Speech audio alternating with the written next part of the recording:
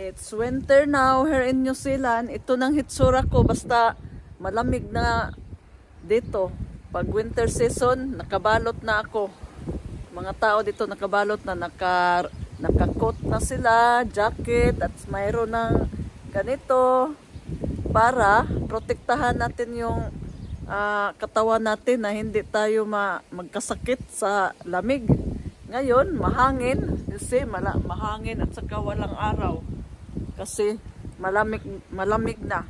Tapos, ang winter season dito hanggang aabot pa ito ng mga October.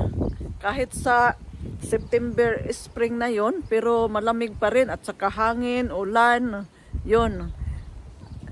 Kahit na malamig, basta ka naka-coat ka lang, nakabalot na yung katawan mo, at least hindi ka na hindi mo na maramdaman yung lamig, no? At saka hindi tayo magkasipon, magka-ubo-ubo. So yun, balot talaga ang katawan. So nandito ako sa garden ko naman kasi tapusin ko naman ito mga vegetable ko na ma-harvest ko sila. Itong ito, kunin ko na ito para pang ko na ito, pang seeds ko na ito sa darating na summer. Hinog na ko ito gisit aside ko talaga ito para mayroon akong pang summer na ampalaya. At saka may na-harvest akong 3 na peach, golden queen peach. So mag-harvest pa rin ako. Tatapusin ko itong lahat dito. Mayroon pa ako malaki na ampalaya. Okay pa kaya ito kukunin? Hinog naman. Tapos mayroon pang malaki dito, hindi na yan ito kukunin ko na lang siguro ito. Gugalayin ko na lang. Kasi baka malata. Tapos malamig na. So,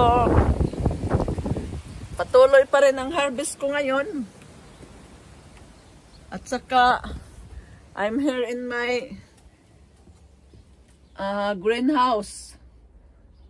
Ang dami pang mga harvestonon nga mga kamatis.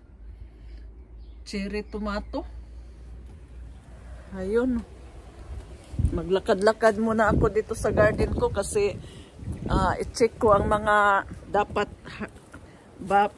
harveston. Tingnan mo ang dami pang harveston dito. Mga ito pang sitaw ko.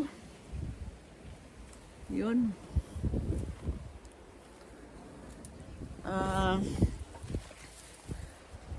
Ako dito kasi i-check ko itong malunggay ko na lagyan ko ng mulch para mabuhay sila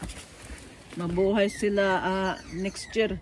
Ito yung moringa ko nilagyan ko na ng yung kalamunggay ko at saka yung isa mga buhay ito sila, 3 years old na yan. Lagyan ko ngayon ng mulch para hindi sila malamigan. Ayun. Thank you for watching. Mga undoy ug mga inday. Bye.